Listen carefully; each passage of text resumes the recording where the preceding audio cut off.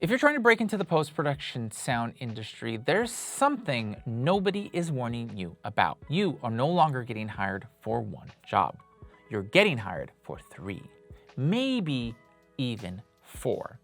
And the people who understand this and actually prepare for it are the ones who are getting hired. So in this video, I'm going to explain what's happening, why it matters, and how you can position yourself to thrive instead of getting left behind.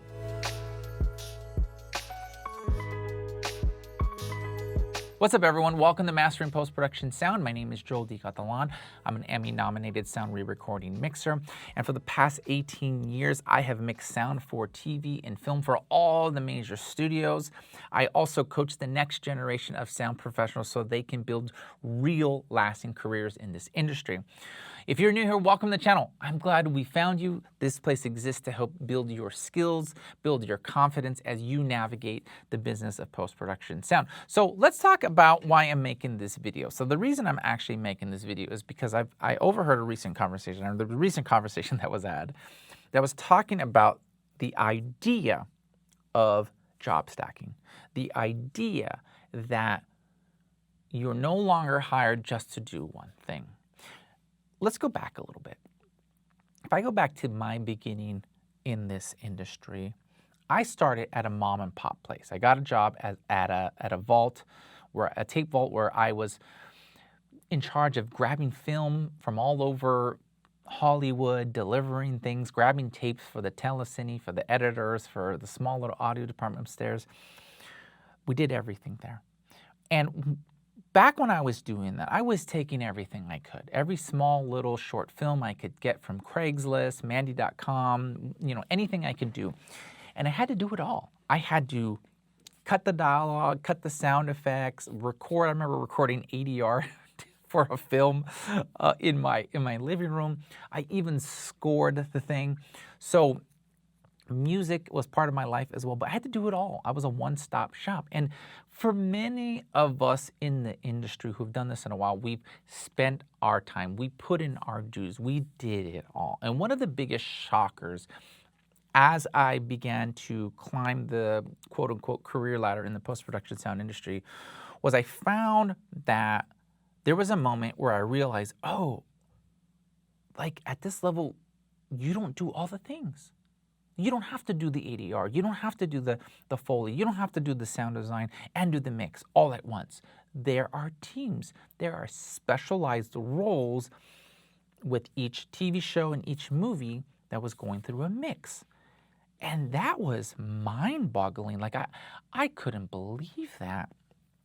And as I recently had this conversation, it was brought to my attention, and it's something I think we need to pay attention to because it's kind of where the state of the industry is going, is there are a lot of people nowadays that have to make a living doing all the things. I am very fortunate where I am at to be able to get hired just to mix a TV show, just to mix a feature film. And there are teams that put together the best sound design, record the best Foley, and I have to just sit down and make it sing, help tell our filmmakers' story sonically. And I'm very fortunate. It's not lost on me. And those of us, my colleagues in the industry, we're very fortunate to do that. Now, it doesn't mean that I don't get my feet wet every once in a while. Like I'm currently right now doing a short film as well. And it reminds me of those days when I used to, do it all. It's so much fun. It's like, ooh, we get to play, we get to really create.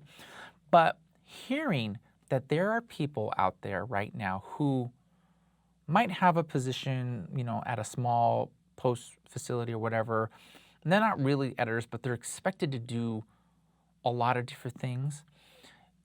It's very interesting because it opens up the conversation that you can't just be a mixer anymore these days. Like people are doing jobs, but are also saying, hey, or being asked, can you also, cut some dialogue, cut some sound design, but maybe are not getting paid, what they're worth, or not making like a union rate or whatever. And it does bring up this conversation that you can no longer just do one thing. I'm very fortunate that I am in the union and I get to work on union projects that are protected by rates, right? But that also allows us to take non-union work as well, right? And so it does begin to sink in that as we progress in an industry, think about it, and in an industry that's been through it, we've been through so much the last couple of years. And if you think about it, and someone can correct me if I'm wrong, but I think I remember hearing something about when the actor strike, the writer strike, the directors came to an agreement. The directors got like extra days, right, in their contracts to do work on their edit. And what ended up going away was more days in post, right? So less money for post sound, less days for post sound. And we're being expected to do more work for less. And this is a trend that's not going away. Anybody who watches this video understands what I'm talking about. We are being asked to do more with less. Now, if you can imagine, for those who are younger, right?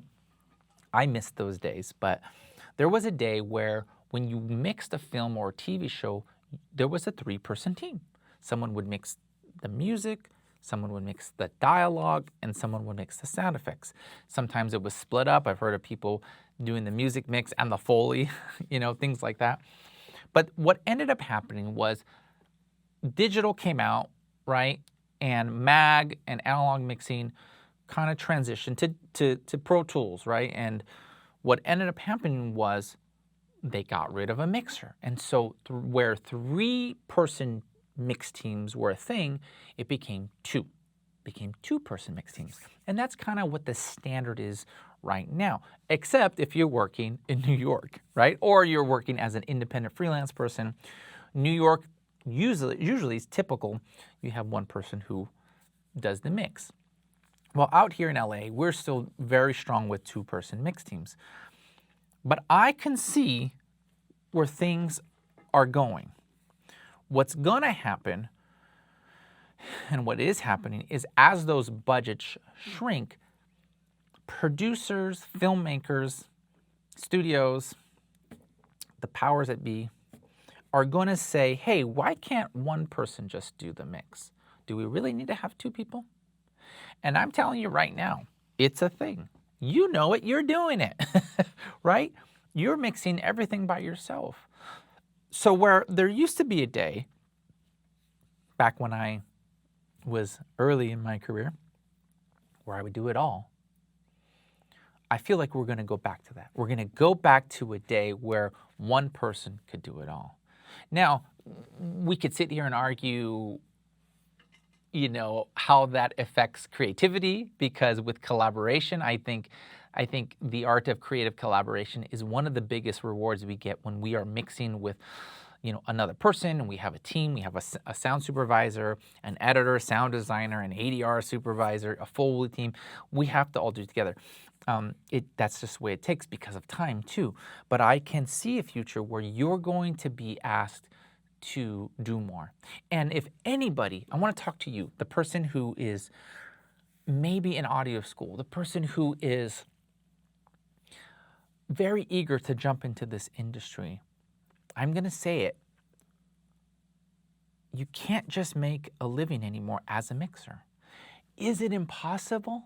No, absolutely not. If your only thing that you want to do, your dream and goal and aspiration in life, is to just be a recording mixer and only touch the faders and not do any editing and sound design, I'm sure with enough determination and belief and relationships and, just pure will, that you could probably do it. But for the majority of audio folks out there who are maybe in their last semester of school or eyeing a career in post-production sound, you're going to be required to do a lot more. The industry's changing, and it has been changing, right? Now, the idea is this, is that specialists still matter in the industry. Like if you didn't already know this, there are people who work in this industry that are ADR supervisors. All they do is supervise ADR. They work with the talent, they make sure they have the lines printed out, they get the right takes, and they put it together and deliver it to the supervisor so they can put it into the dialogue session that's then turned over to the re-recording mixer. There's a specialist who does that. There's also somebody who cues Foley.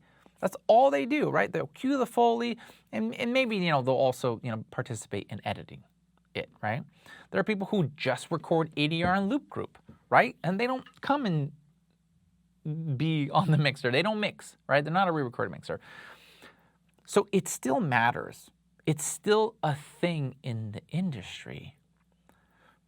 But I'm here to tell you that it's going to require you, as we move forward, to learn a lot of these things. And I bring up ADR because it is a funny story. I was just recently having with my inner circle group coaching community. I hated ADR. I remember early on, because I had to do all the things you had to learn, and take gigs and say yes to everything.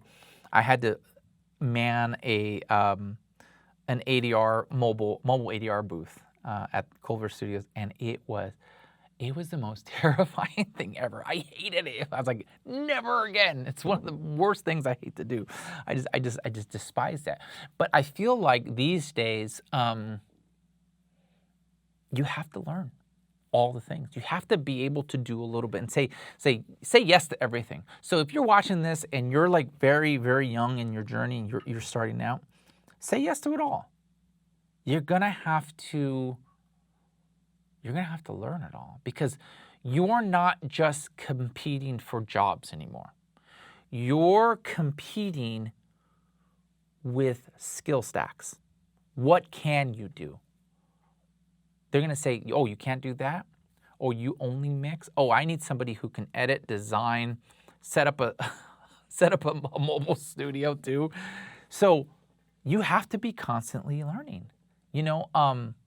It's something that's just a necessity.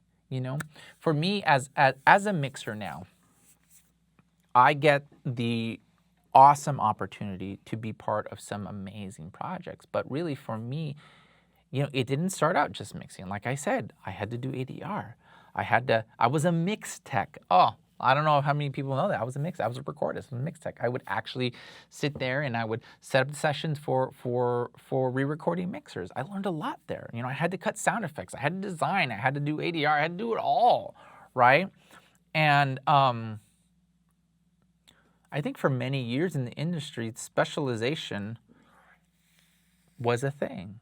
Like you train to be a re-recording mixer. You train to be a Foley artist. You train to be, a mix tech. Like, believe it or not, they exist. I know somebody that when I met them, they said, I asked, hey, what do you want? What's the end goal? You want to be a mixer? Nope. I just want to be a mix tech. That's all I want to do. That's it. That's all I want to do. But nowadays, I don't think you can build a career by just being one thing. I think it'd be very difficult. Is it impossible? No, I don't think so. I think eventually you will gravitate towards something, but as the industry continues to evolve and as costs go down and down and down, you're gonna find, my prediction, and as I see it, is that you're gonna find value. You're gonna raise actually the value of yourself when you're able to job stack, when you're able to say, I can do that, I can do that, I can do that. And it's interesting. It's an interesting conversation to be having right now, because I think the illusion of only doing one thing, especially when you're young, especially as you're just starting out, is something that you have to hold loosely, because you're going to have to learn other things. And actually, I think it actually makes you better at what you do, So let's say you do become that re-recording mixer, but you did have to spend time learning all the things. Friend, I'm telling you right now, I am a better re-recording mixer because I understood what it took to get to that position, to get to where I sit down and I mix things. I know the process.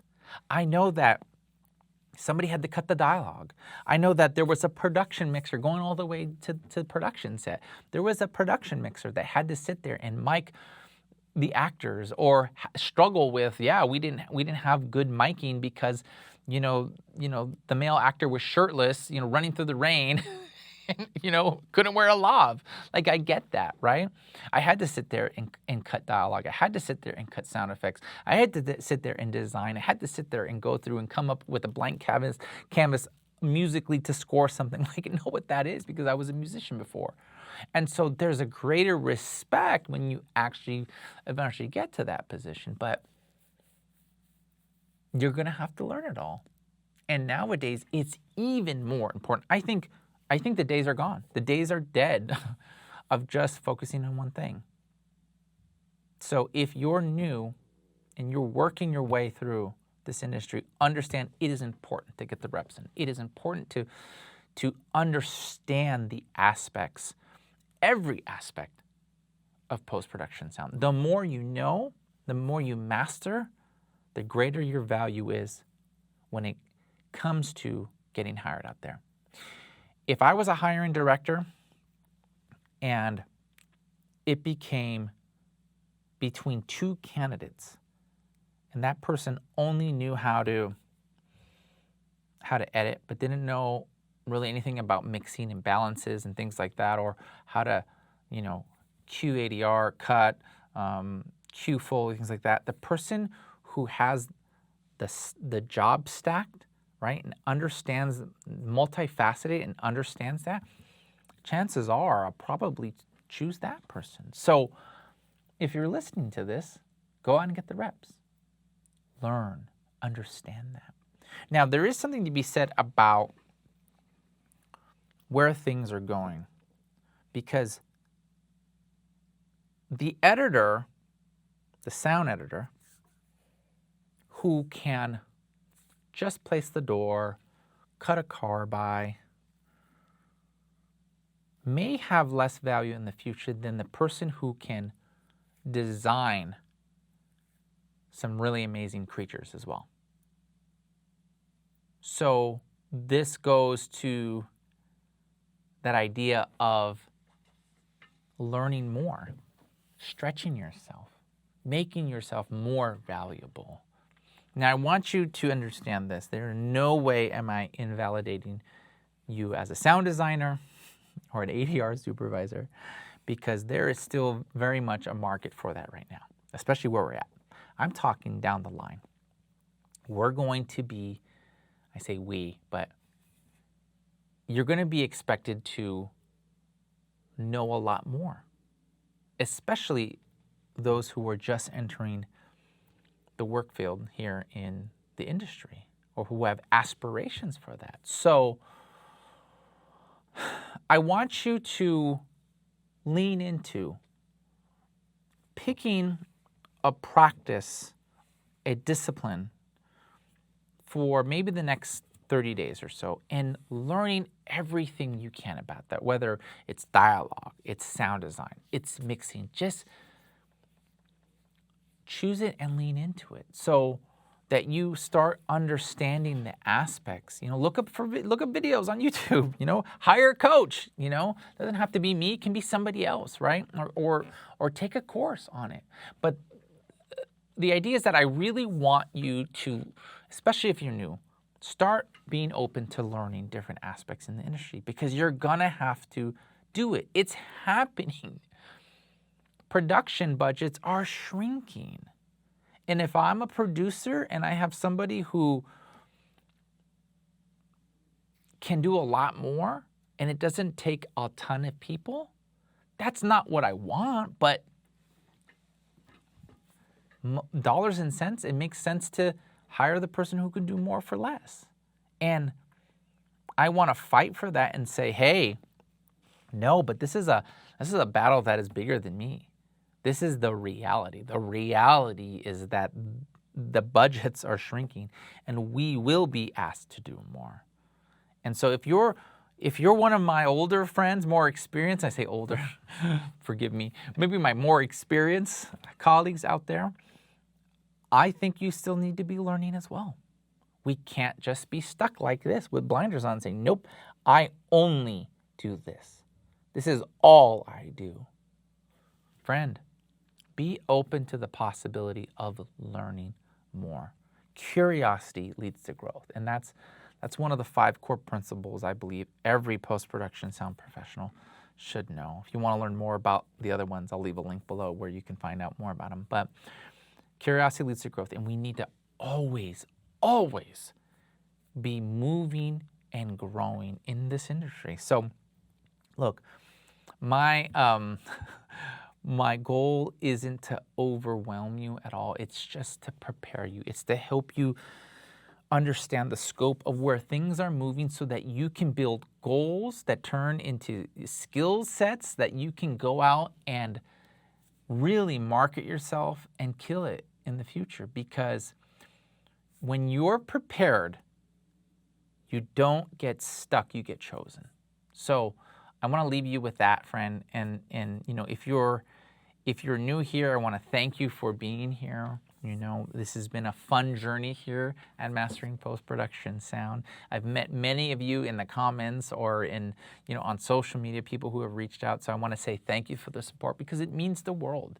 And for me, when you watch and you subscribe and you comment, it really does something. It builds a connection and it helps me move forward in the channel as I continue to commit posting a video a year, a video a week for 10 years. I don't know if you knew that. You know, I'm putting videos out weekly, but I'm just so grateful that you're here. And friend, if you want to go deeper and you want to really get into the mindset of what we go through as re-recording mixers, I want to invite you to check out my masterclass replay, The Art of Film and TV Mixing. I was joined by my friend and colleague, 4-time Oscar-nominated re-recording mixer Jeffrey J. Habush. This is a combined 57 years of mixing experience. You can check out the replay. It was an amazing experience we had here in person, actually on this stage right here. It was an exclusive VIP event that you can participate in today from your couch, from wherever you are all over the world. So all the information you need to know will be linked below how you can grab a copy of that replay. And it's not just one masterclass, it's actually 2 masterclasses. You get like 4 hours of content there. I think it's a really fair price. So go check it out. Everything you'll need will be linked below. But friend, thank you again for being here. I'm just so happy that we can have this conversation. I think it's a real important conversation for us to have. So friend, never forget that I believe in you. That's the biggest thing. I was on a coaching call earlier with my inner circle, and I really wanted them to understand this. And it's the same thing that I want you to understand. It's this idea of belief. Friend, I believe in you. And I don't know how many communities exist on YouTube, on LinkedIn, Instagram, or anything like that, that are specifically designed for the journey of a post-production sound professional. But I want to tell you that I believe in you. You may be at the end of this video, I don't know how many of you caught the end of this video, but you may be sitting here with doubts, not thinking that you were cut out for this. But friend, I want you to know that there's somebody out there who is rooting for you. And I will always root for you. And everything everything here at Mastering Post-Production Sound is designed to empower you, the aspiring sound professional, the post-production sound professional, to believe and to thrive in the post-production sound industry. So never let that spark and that flame go out. Friend, thanks again for being here. I'll catch you over here on the side on one of these videos or in next week's episode.